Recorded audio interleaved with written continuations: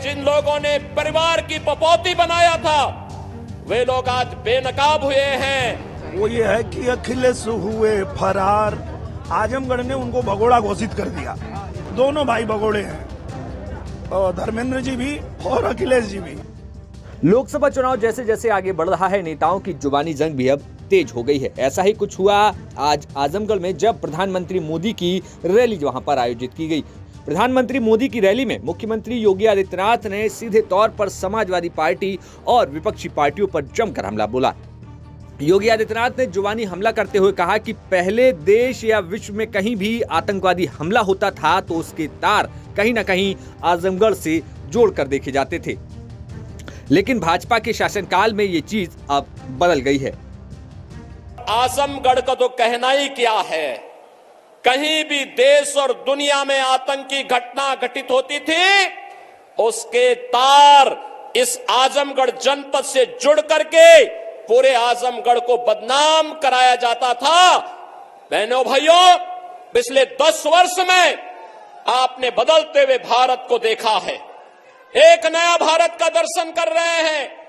दुनिया के अंदर सम्मान बढ़ा है, सीमाएं सुरक्षित हुई हैं, आतंकवाद और नक्सलवाद पर प्रभावी अंकुश लगा है। आजमगढ़ को पहले जिन लोगों ने परिवार की पपौती बनाया था वे लोग आज बेनकाब हुए हैं। आज आजमगढ़ चाहे वाराणसी से हो, चाहे गोरखपुर से हो, चाहे अयोध्या से हो, चाहे प्रयागराज से हो, 4 लेन की बेहतरीन कनेक्टिविटी के साथ जुड़ करके नए भारत के नए उत्तर प्रदेश का नया आजमगढ़ बन चुका है।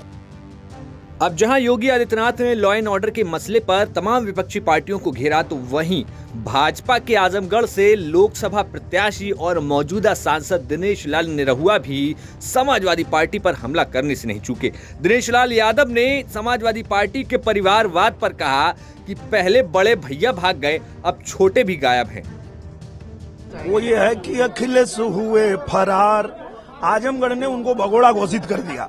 दोनों भाई भगोड़े हैं, और धर्मेंद्र जी भी और अखिलेश जी भी।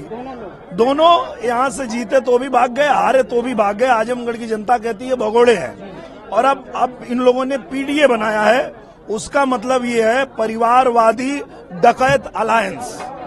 तो ये पूरी तरह से फेल हो जाएंगे। आजमगढ़ की जनता ने मन बना लिया है कि अब भौजी हम चाहे भैया, होई आजमगढ़ जम के लड़ैया, आरो होई चाहे पार फैसला अटल रहे, अखिलेश हुए फरार निरहुआ डटल रहे।